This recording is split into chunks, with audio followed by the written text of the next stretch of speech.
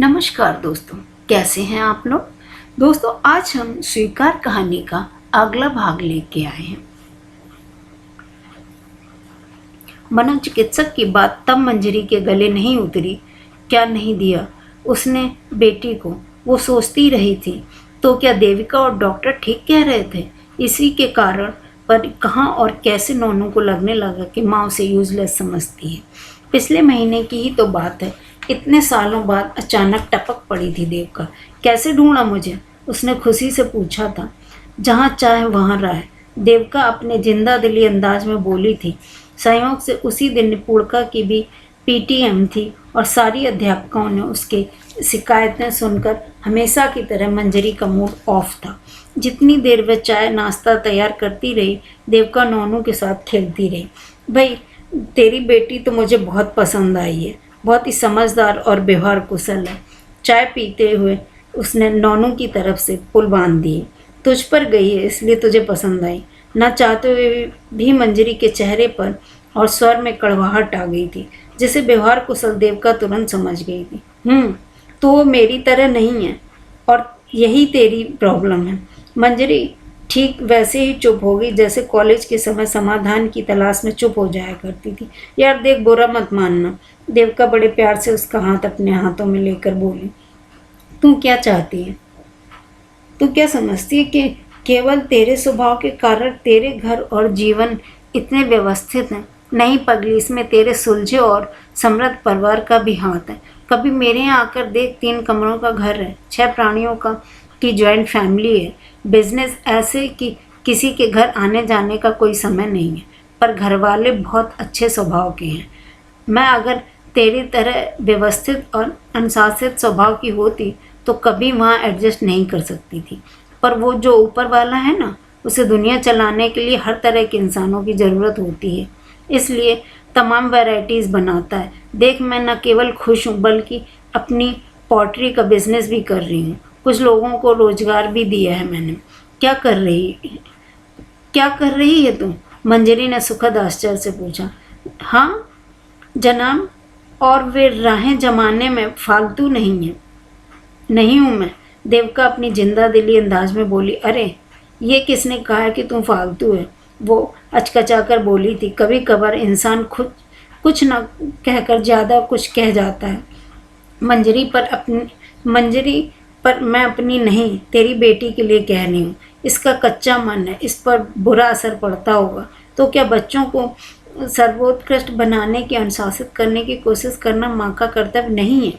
मैं कहाँ गलत हूँ यार, समझ में नहीं आता। एक और तो सब अध्यापकाएं इसकी शिकायत करती हैं, दूसरी ओर सब कहती हैं कि ज़्यादा उपदेश मत दो। मंजरी खींच गई थी।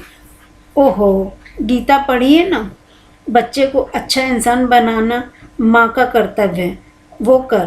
पर तू जैसा चाहेगी उसे ठीक वैसे ही सांचे में ढाल लेगी। ये फल पर नियंत्रण का प्रयत्न है, वो तेरे हाथ में नहीं है। बस ये समझ लेगी तो तनाव मुक्त रहेगी।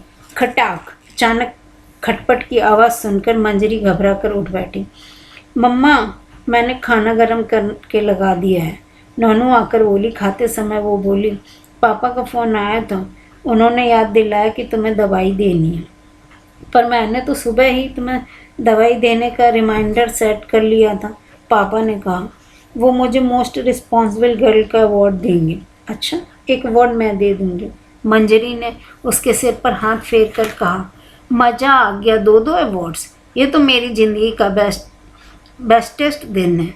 नोनू खाना छोड़कर कुर्सी पर खड़ी होकर कूदने लगी। इतनी खुशी मंजरी के कानों में डॉक्टर का वाक्य गूंज गया। कभी उसे अपनी तरफ से पहचान देकर देखो। उपदेश को साधारण लोगों की सारी दुनिया देती है, लेकिन उसमें भी पहचान और सराहना की भूख होती है।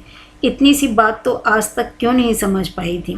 उसका ध्यान गया कि प्रीत ने बेटी को कितने कायदे से टैकल किया है। उसे ये क्यों लगता है कि उसके अलावा कोई और बेटी को सुंदर सांचे में ढालने की कोशिश नहीं कर रहा है। कहीं ये उसकी अतिरिक्त उपेक्षा तो नहीं है?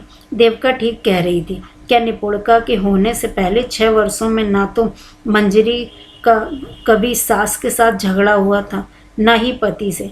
पर अब सास, पति, स्कूल की अध्यापिकाएं, सबसे कभी न कभी मंजरी की खटपट हो जाती है। यही नहीं, घर में सब मंजरी की इस अतिरिक्त देखभाल के कारण निपुणका को उसकी ही जिम्मेदारी समझने लगे थे। सास ससुर और पति अक्सर लाड़ में उसे सिर पर बैठाते, पर उसकी शरारतों पर मंजरी को ऐसे शिकायत करने लगते जैसे वह उनकी कुछ लगती ही ना हो। एक सप्ताह जब बुखार नहीं उतरा तो परीक्षणों से पता चला कि टाइफाइड। मंजरी बहुत ही कमज़ोर हो गई थी। सोमवार की सुबह उसके मन में तनाव था, निपुणका कैसे तैयार होगी, पर कमजोरी के कारण वह उठ ना सकी। उसके अधलेटे होकर पलकें मूंद लीं। थोड़ी देर बाद माथे पर कोमल स्पर्श से उसकी आंख खुली तो निपुणका को सामने तैयार खड़े देख चेहरे पर आश्चर्यजनक मुस्कान आ गई। जो बच्ची अपनी शर्ट का एक बटन तक खुद बंद नहीं करती थी, वो एकदम फिट तैयार होकर खड़ी थी। पति निपुणका को स्कूल बस में बिठाते हुए ऑफिस निकल जाते थे। दोनों तैयार होकर जाने लगे तो मंजरी दरवाज़ा बंद करने उठी। दरवाजे के बाहर जाकर अचानक निपुणका एक मिनट कहकर भीतर भाग गई। वापस आई तो मंजरी ने पूछा, क्या भूल गई थी बेटा? आपके बेड के पास पापा ने मेज़ पर सब कुछ रख दिया था, पर पानी नहीं रखा था। मैंने देखा और सोचा था कि बाद में रख दूंगी। उस समय मैं शू पॉलिश कर रही थी ना, निपुणका ने अपनी भोली आवाज़ में बोलकर झटके से निकल गई। पर मंजरी के मन में झंझावत छोड़ गई। इतने ध्यान से देखा कि जितनी छोटी बच्ची ने सिर्फ देखा ही नहीं कि पापा ने क्या क्या रखा है, बल्कि याद भी रखा है क्या और रखना है। उसकी पलकें भीग गई। इस बीमारी में मंजरी ने देखा था निपुणका अपने अस्त व्यस्त अंदाज में ही सही घर का काम करने का भरसक प्रयत्न कर रही है। झाड़ू लगाने में, क्रोशिया में कुछ बनाने में और जितने बनाने को मिल जाए उतना खाना बनाने में उसकी विशेष रुचि रही। ये मंजरी जानती थी कि सालों से वो इस तरह के कोर्स कराने पर प्रयत्नरत रही, पर उसकी रुचियों और क्षमताओं की ओर उसका ध्यान ही नहीं गया था। मंजरी की तबीयत अब ठीक हो गई थी। फाइनल चेकअप कराकर हॉस्पिटल से लौटते समय कार में बैठे बैठे ही उसने मोस्ट केयरिंग डॉटर का सर्टिफिकेट बना लिया। क्या कर रही हो? बड़ी खुश नज़र आ रही हो? प्रीत के पूछने पर मंजरी का स्वर उसके चेहरे की तरफ मुस्कुरा उठा। आज मैंने एक सच को स्वीकार कर लिया और स्वीकार ने मुझे तनावमुक्त कर दिया है। मुझे तनावमुक्त कर दिया? वो क्या? मनोवैज्ञानिक ने ठीक ही कहा था, हर व्यक्ति में कोई न कोई विलक्षण प्रतिभा होती है, पर यह तो नहीं कहा था कि जिन प्रतिभाओं को किसी मंच पर सराहा या पुरस्कृत किया जाता है उनमें स्तर की कोई प्रतिभा ही नहीं है। जैसे गुड़हल के पौधे पर गुलाब नहीं उगाए जा सकते, वैसे ही हर व्यक्तित्व को किसी कार्य विशेष में निपुण बनाना या ऐसे सांचे में ढालना संभव नहीं है जिसे दुनिया विशिष्ट मानती हो। संपूर्णता की जिद और मस्त मौला इंसान के गुण अवगुण नहीं बल्कि स्वभाव है।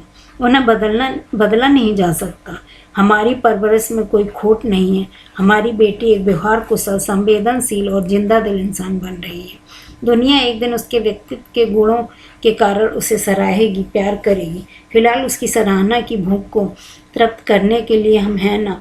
प्रीत का सर्टिफिकेट दिखाते हुए मंजरी के स्वर में संतोष था। ठीक कहती हो तुम। आज दुनिया को ऐसे इंसानों की ज़रूरत भी है जो स्पेशलिस्ट से ज़्यादा कोल्ड ड्रिंक और स्नैक्स से आता है। मेरी बेटी को सर्टिफिकेट मिल रहा है, उसे सेलिब्रेट भी तो करना है, प्रीत हंसकर बोले। घर पहुंचने पर क्रोशिया का स्टॉल जैसा कुछ और हैप्पी रिकवरी का कार्ड देते हुए नोनू रुआसी होकर बोली, मम्मा जैकेट नहीं बनी। Thank you my very very special baby. पहली बार में इतनी सुंदर चीज़ बन गई। अगली बार कोशिश करोगी तो जैकेट भी बन जाएगी, कहकर मोस्ट केयरिंग डॉटर का सर्टिफिकेट देते हुए मंजरी ने अपनी बेटी को बाहों में समेट लिया। दोस्तों, आप लोगों को ये कहानी कैसी लगी? हर बच्चा कुछ ना कुछ उसमें स्पेशल होता है। उसकी स्पेशलिटी हम लोगों को नहीं दिखती और हम लोग जो चाहते हैं वही करना चाहते हैं। दोस्तों, अगर आप लोगों को मेरी इस कहानी में थोड़ी भी कोई भी लाइन पसंद आई हो तो प्लीज़ इसे लाइक कीजिए, शेयर कीजिए और सपोर्ट कीजिएगा। और स्टे होम, आप लोग घर में सुरक्षित रहिए और सबके घर में खुशियाँ रहे। धन्यवाद।